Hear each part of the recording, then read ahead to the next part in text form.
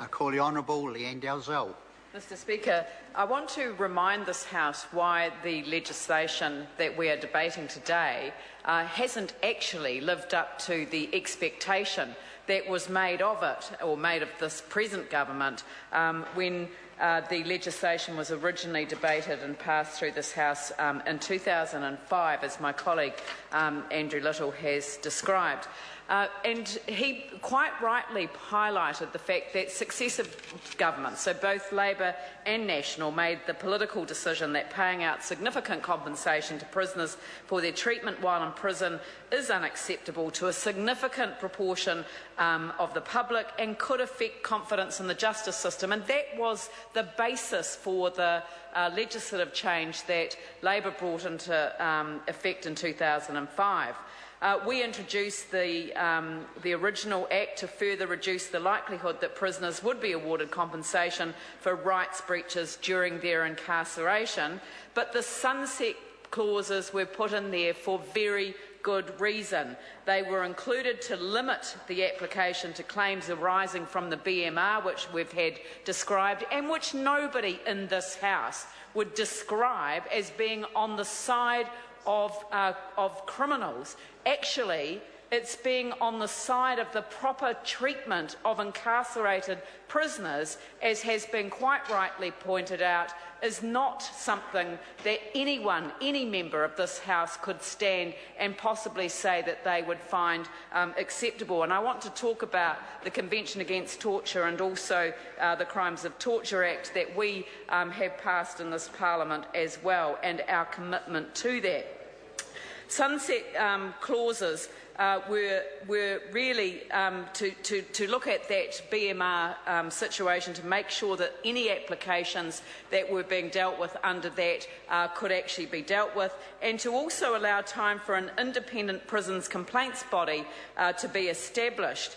And the Ministry of Justice's view at the time was that the legislation and its sunset clauses together, and it was together, represented the best compromise between ensuring compensation is only paid to prisoners once they've redressed the harm caused to victims in terms of the financial obligations that arose out of that, and upholding New Zealand's domestic and international human rights obligations. And that actually remained the Ministry's view. And I should say to the House that the document that I'm quoting from is the regulatory impact statement that led to the introduction of the legislation that reaches its conclusion in the very near future, on the 1st of July. So the sunset clauses in the 2005 legislation were originally due to come into effect on the 1st of July 2007. However, the Prisoners and Victims Claims Amendment Act 2007 extended the sunset clauses to the 1st of July 2010, and the reason for that was again twofold. It was because work on the independent prison complaints body was still ongoing and the BMR claims were not completed. But neither of those things were an indication to an incoming government, an incoming national government, that this would result in the kinds of changes that they've now introduced, nor that it would be made permanent. So in 2005, the Ministry of Justice began its work on an interagency working party to examine existing prison complaints and monitoring processes within the Department of Corrections, and to scope the role of an independent prison complaints body. And under that enhanced role that came down to the Office of the Ombudsman, they were given responsibility for monitoring investigations into deaths in custody and serious incidents that could potentially affect the safe, fair and humane treatment of offenders. Now, what I should point out to the House is that we did actually receive a submission from the Ombudsman, and of course with their important role in terms of being formally designated as the national preventive mechanism for prisons in compliance with the optional protocol to the Convention Against Torture and other cruel, inhumane or degrading treatment or punishment, that their statement, I believe, to our Select Committee was very, very important. And what they stated was this: we are concerned that the Victims' Claim Scheme, which the bill makes permanent, provides neither a suitable way to compensate victims of crime nor a suitable way to prevent abuse or mistreatment of prisoners in accordance with New Zealand's international obligations. I believe that's an incredibly serious statement, because not only is the government claiming that this somehow will enhance the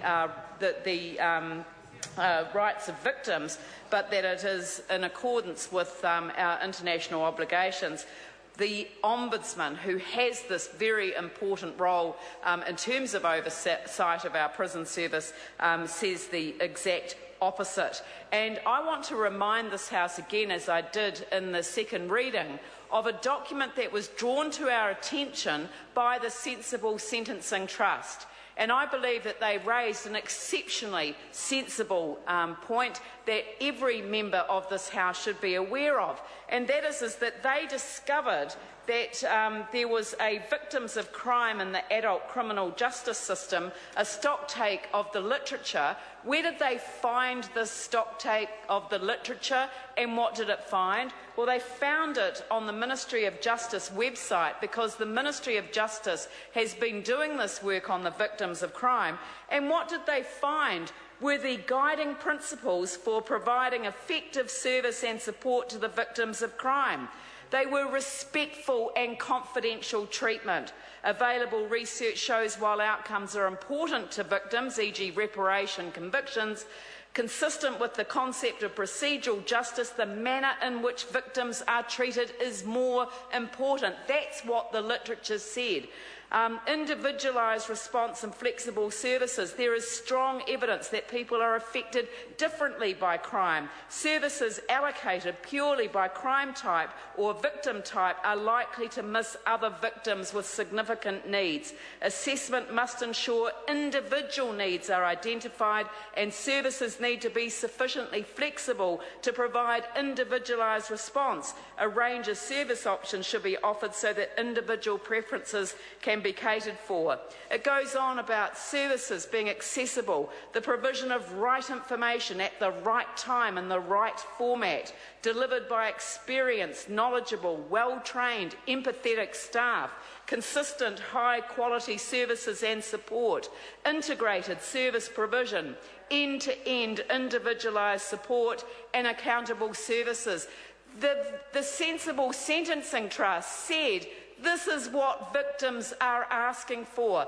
That is what they want, and unfortunately, this does not resolve these problems, because what it says is that money will be allocated to victim support, but only if the human rights of the person who has perpetrated the offence is somehow offended against in a way that earns them compensation while they're in prison for a crime. You know, the crime that, in fact, may or may not be one that affected the individual concerned. So there are many people, for example, in our prisons who are in there because they've been caught with possession of a drug, they've been caught several times drink driving, they have problems that they need to have addressed, but they are serving time in prison.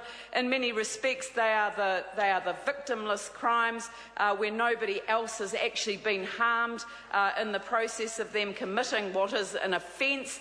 But they too are caught by this, and if their human rights are challenged by the service that is supposedly providing them with humane prison treatment, then somehow that means that money is available, and that is the only way that it is directly available apart from the offenders levy. And it seems to me that this is getting the wrong point.